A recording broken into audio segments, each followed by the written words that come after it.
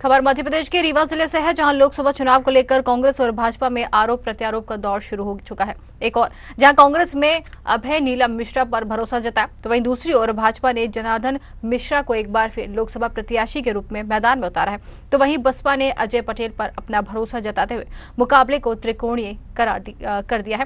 अगर बात की जाए रीवा लोकसभा की, तो जनता इस बार परिवर्तन के मूड में नजर आ रही है। जनता का साफ तौर पर कहना है कि राम मंदिर दर्शन के लिए, प्रदर्शन के लिए नहीं, और भगवान राम सिर्फ भाजपा के नहीं बल्कि हम सभी के हैं। वहीं अभय मिश्रा ने भी कहा कि चुनाव प्रचार के दौरान हमें यही देखने को मिलता है कि जनता जनार्दन मिश्रा को बिल्कुल भी पसंद नहीं कर रही है। किसी का कहना है कि 10 वर्ष में इनका चेहरा नहीं देखा और किसी भी ग्राम पंचायत को इन्होंने 1000 रुपए का कोई काम नहीं दिया, ना वहाँ के किसी भारतीय जनता पार्टी के कार्यकर्ता को 1000 रुपए सुरक्षा अनुदान से नहीं दिया, एक हैंडपंप भी नहीं दिया। तो लोग रिएक्ट कर रहे हैं, लोग कहते हैं कि मैं इनको वोट नहीं दूँ। वही उनके बेटे पर भी तरह तरह के आरोप लगाए जा रहे हैं। हाँ, वो इन्होंने सुरक्षा अनुदान और जो सांसद निधि इनको 50 करोड़ मिली, पूरा का पूरा इन्होंने पलटी कर लिया, किसी के कोई काम नहीं है। अब अगर हम अपराध कर रहे हैं, हम पाप कर रहे हैं, हम लूट कर रहे हैं और जनता का हक मार रहे हैं, कोई काम नहीं कर रहे हैं, जनता किसी काम नहीं आ रहे हैं, पैसा कमा रहे हैं, संपत्ति बना रहे हैं, और इसके बाद भाजपा की लहर चल रही है, तब हम उसमें क्या कर पाएंगे? फिर तो ये जनता तय करेगी कि अब भाजपा की लहर चल रही है, तो आप ये कहें कि बहुत बड़ा, मान लीजिए कोई ऐसा आदमी जिसको सामाजिक रूप से लोग बहुत बुरा मानते हो, उसी को आप वोट देना चाहें, तो हमें तो नहीं लगता कि भाजपा की लहर चल रही है तो लोग किसी को भी वोट देंगे।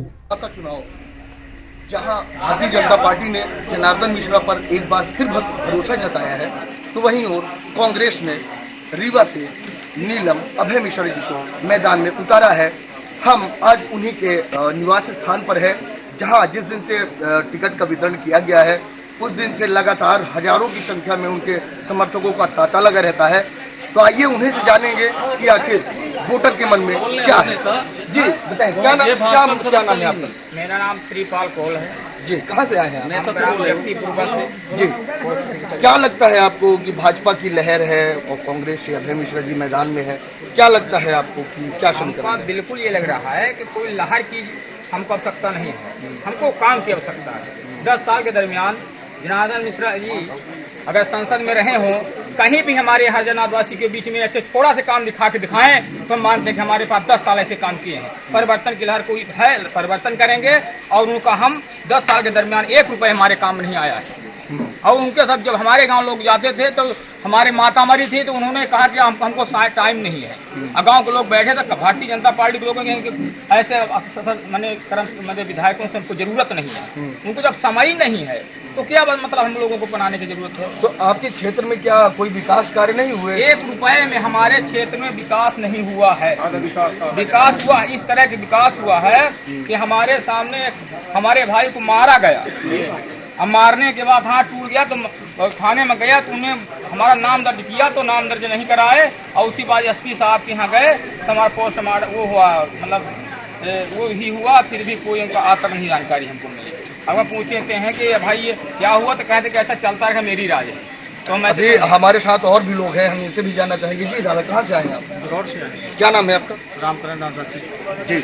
आपको क्या लग रहा है, क्या स्थिति रहेगी कांग्रेस? जनार्दन जी हारेंगे चुनाव। जनार्दन जी जो कहते हैं कि जो बोया जाता है वही काटा जाता है, तो जो बोए हैं काटेंगे। इस बार रीवा का चुनाव जनार्दन के मत्थे नहीं है। अच्छा, तो क्या उसने किया नहीं? हमारे यहाँ जरोट में जाकर और जनार्दन जी ये कहा कि हमने काम किया है, तो हम मान लेंगे काम किया है। रोड हमारे यहाँ आज 10 सालों सांसद रहे और 20-25 साल सरकार भी मध्य प्रदेश में थी, क्यों रोड नहीं पड़ी है? हम लोगों को गड्ढे में डाले, इसलिए हम लोगों को इस बार मन बनाया है कि कांग्रेस ही को बनाना है। बोल रहे हैं ना,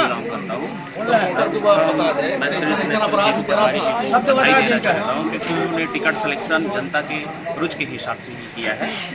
और यहाँ जो देखा जाए तो चाहे नगर पंचायत परिषद चौथर हो, ये सब करप्शन के अड्डे बन चुके हैं। हर व्यक्ति जाता है, नहीं लौटा दिया जाता है, कोई नहीं सुनता। युवाओं की समस्या देखिए, आए दिन पेपर लीक होते हैं, ये समस्या हम लोग निरंतर 4 दिन आयोग के सामने बैठे थे, मध्य प्रदेश लोक सेवा आयोग के सामने, कुछ भी नहीं हुआ। प्रशासनिक अधिकारी बताते हैं कि कुछ नहीं होना है, आप चले जाओ। हम लोग करप्शन से परेशान हैं, युवाओं की नौकरियों के लिए परेशान हैं। और हमारे रीवा जिला के सांसद जी को देखा जाए, वो क्षेत्र में कहीं नहीं एक्टिव दिखते। अब चुनाव आ गया तो अब प्रलोभन में शुरू हो गए, और जिन्हें लगता है कि कांग्रेस हम खत्म कर देंगे, ऐसा कभी नहीं होगा। और हमें गर्व है कि हम ऐसे पार्टी से बिलोंग करते हैं जो वास्तविक पर धर्मनिरपेक्षता की और सबकी बात करता है। युवाओं में भी एक अलग वो है कि 10 साल सांसद रहे, रोजगार की व्यवस्था नहीं की। वहीं हमने ग्रामीण अंचल से आए लोगों से भी बात की, उनने भी अपना दर्द बयां किया कि 10 साल सांसद जरूर रहे, लेकिन कभी उनने हमारे गांव का दौरा नहीं किया। तरह तरह की बातें हो रही हैं। हालांकि अभी 4 तारीख को अभय मिश्रा जी अपना नामांकन दाखिल करेंगे।